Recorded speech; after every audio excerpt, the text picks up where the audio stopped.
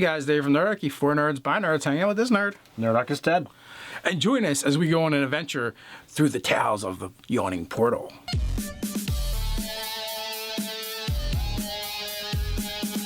Jump down the description below where you can find Nerdarchy, the newsletter, as well as learn how to game with Nerdarchy. Also, while you're down there, if it's been released to Amazon yet, you can also find a link to the product in the description as well. Might be a while. Tales from the Yawning Portal.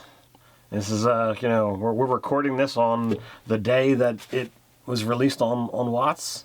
The day after. Day after? Okay. So, essentially, we had released a kind of a video talking about what we think, kind of reflecting on 2016 Dungeons & Dragons 5th edition, and then looking forward at what we think might happen in Dungeons & Dragons 5th edition, and some ideas kicked out, and, we had Scott on there, and he said some outlandish shit like he always does. It's good times.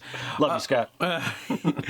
But, that very day, I had shared on the Facebook page for Nerdarchy that Watts had just released that they're going to be putting out this hardback book, and it's more adventures, but it's different than any of the other ones in the sense that they're standalone adventures like they used to release all the time, where currently they're basically campaign arcs. Right.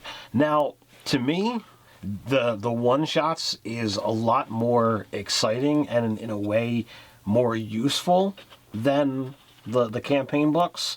I don't know how you feel about that. I wouldn't say they're more useful. I would say they're more versatile. Okay. In the sense that, once you start a camp, one of these big campaign arcs, you want to take it from begin to end, and you're kind of locked in, But if you start losing interest, or you want to do something else, there's always going to be this part of you that's like, well, I want to keep going with what we're doing and keep this thing going.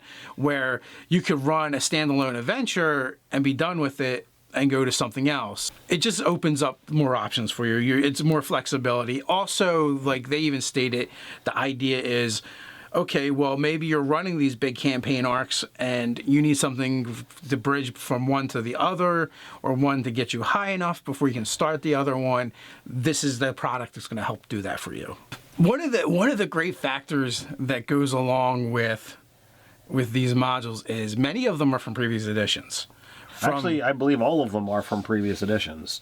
I actually went and looked all over the internet to grab different bits of information. I mean, some of them date back into the late 70s. Yeah, from first edition to third edition, pretty much. Yeah, I don't know if I had seen something saying that they were going to put in like something newer, some new stuff or not, but they may all just be from previous editions, which is great. It kind of speaks to 5th edition. A lot of what 5th edition's kind of built upon is nostalgia, plus like the innovations that have come about over the years and some new stuff that they've added, just things they've learned from running games.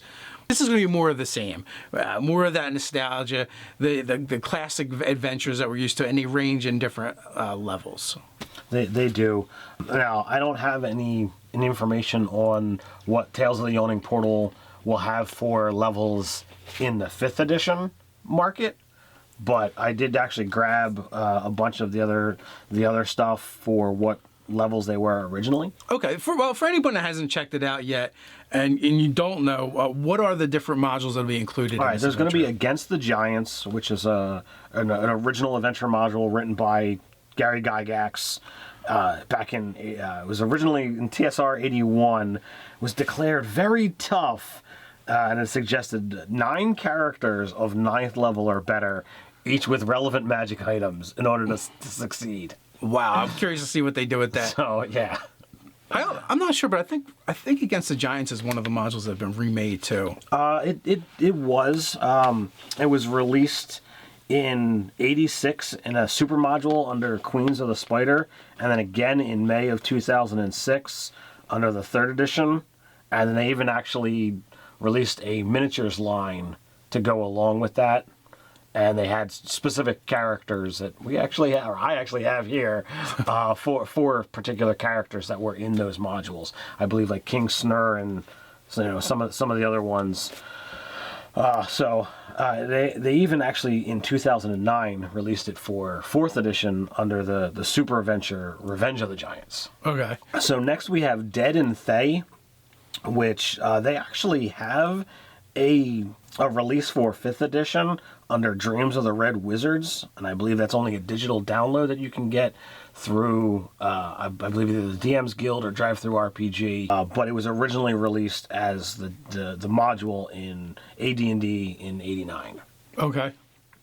Some early Forgotten Realms. So, absolutely. So, next we have Forge of Fury, which is actually a 3rd edition module, and that was written by Richard Baker, the cover art by Todd Lockwood, and the interior art by Dennis Kramer.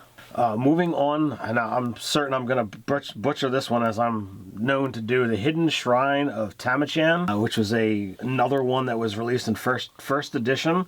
This was in the world of Greyhawk, and it was written by Harold Johnson and Jeff Leeson, and it was originally designed for levels 5 through 7. It was made available to the general public in 1980, and it received generally positive reviews from critics and ranked the 18th greatest D&D adventure of all time in Dragon Magazine 2004.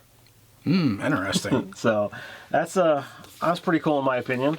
Next we have the Sunless Citadel, which was another 3rd edition release. This came out in 2000 and was written by Bruce Cordell, and it was designed for characters right off the bat, level 1.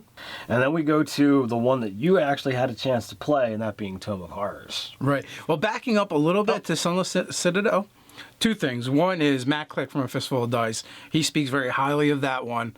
Now, if you guys know Nerdarchy, you know we don't really do very much with pre-written adventures. We generally homebrew a lot of stuff. If anything, we just like to steal things from them. I'm not familiar with most of these other than maybe like the name. And Sunless Citadel, the fact that it was originally written by Bruce Cordell leads me to believe maybe there might be some weird stuff going on in there, because him and Monty Cook were always the ones in the earlier editions of D&D that I attributed to writing the stuff that was more like Cthulhian or otherworldly and had strangeness to them. Not to be confused with The Strange, also written by Bruce Cordell and produced by Monty Cook Games. But that being said, I did actually play in the Tomb of Horrors in, I don't know if it was 1st edition or 2nd edition. I had an elven wizard character that put on a belt of masculinity, femininity, nice, and was turned into a female, and then later was killed and turned into. Oh, actually, I think that same character, before that character died, was inflicted with lycanthropy.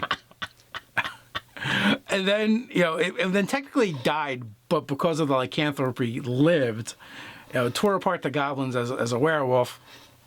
Eventually got killed by an evil adventuring party, where my DM tricked me, and they actually. Wait, so is this the story where you were injured and a party came upon you and they offered to heal your wounds?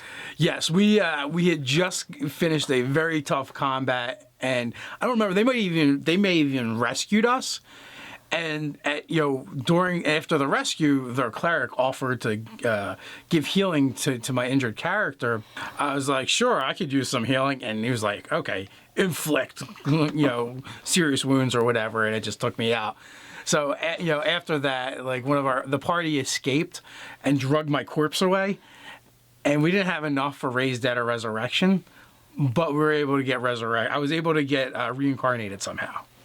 So that character then came back as an Ogre Magi, female Ogre Magi. Because the belt was still on. Yeah, the belt was still on, or my DM wasn't going to allow me to get out of that. So came back as a female Ogre Magi. It is the only time that I gender swapped when playing a character. That character actually entered the Tomb of Horrors, and at one point, had his hand lopped off. Thankfully, he was an Ogre Magi, so he regenerated, and I was able to recover the limbs so I could stick it back on. And then there was, there's this famous statue. Or I don't know if you call it a statue or sculpture or whatever, in Tomb of Horrors. It's the demon. It's the devil's face. A devil's face with a yawning mouth, and you could like do all kinds of stuff, put things in there, reach in there, and nothing would really happen. The stuff you put in there wasn't coming back, but you could reach in there, and nothing really bad would happen. It wasn't until you completely entered the mall that the bad stuff happened. because that's when you realize there was plenty of room in the Sphere of Annihilation for your character, and that is how my Ogre Magi met his demise. And that is as far as I got in the Tomb of Horrors. So, Tomb of Horrors was released, as I said, as an adventure module by Gary Gygax in '75 at Origins 1. It was included in the Realms of Horror, an abridged compilation produced in '87. It's come time and time again. Every edition relaunches Tomb of Horrors. It's just, the nostalgia. It's the one. It's the one the old grognards like to talk about. And oddly enough, funny enough, is depending on the month it was released, I may not have been born yet, and Ted most certainly was not born yet. Nope, Tomb of Horrors is older than I am. So every edition we've gotten a Tomb of Horrors. So with this one, I'm really looking forward to it. I don't know whether I don't know who at Nerdarchy is going to run this, but we're definitely gonna check all of these out. And I don't know whether I want to run Tomb of Horrors and just totally be a different style DM than what I'm used to. No, the fan game, right? This is a meat grinder. This is meant to kill your players. So we play the fan game every month until they die, and then the DM marks off on the maps, whoever DM'd it, where the last fans died. So this way, when the new fans run through, they could come across the corpse of the new ones, of the old ones, the previous adventures. Oh, that's awesome. So Tomb of Horrors is originally written for characters of level 10 through 14, and I find it so amusing that you can see the difference between anything written for second and before to third edition, that it's like, all right, you got a much bigger gap in first and second edition. With third edition, it's like, oh, this is an adventure for level 5 characters, or this is an adventure for level 7 characters. Well, it just goes to show, like, the earlier versions of D&D were more art than science. Right. We move on to White Plume Mountain, which this is another one that has a big following to it. Even if you don't do modules, you're familiar with this one. And this is one that goes back to 1979, written by Lawrence Schick, if that's the correct pronunciation. And that's another one that's come through numerous different iterations. iterations. Yeah, like they're really smart. What they did is they came up with a list of all these modules that people and modules and adventures that gamers talk about. They still talk about them. And, when this product comes out, we're going to be like, oh, I finally get to play that. White Plume Mountain was originally written for characters 5th through 10th level. I want to look at, like, all right, can you make a character and go through a multitude of these things and see if you survive? I think that's part of their intent as well, is to, have these adventures spanning different levels for your players. As the name implies, you're against the giants. Quick question. You got a lot of stuff around here, Ted. Do you happen to have a Ouija board? Perhaps on camera we can we can reach out to the beyond and talk to Mr. Gygax and find out. I might have a Ouija board somewhere in the house, but not within easy reach. Son of a. So if you're looking to get Tales from the Yawning Portal, as I know I am, according to the article, which we'll try to remember to throw in the description down below, it's supposed to be released in your local gaming stores on March 24th, so not too long of a wait. And if you're not looking to get it from your flags, it should be available on April 4th. Again, as soon as the link becomes available, we'll put it in the description below. Hopefully, I'm hoping to see if they do anything with a special edition cover. If that was a Volo's guide, I guess it depends on how well it did. Or is it specific types of books that they might try and do that for? I don't think this is one that's going to mark a special cover, but I could be wrong.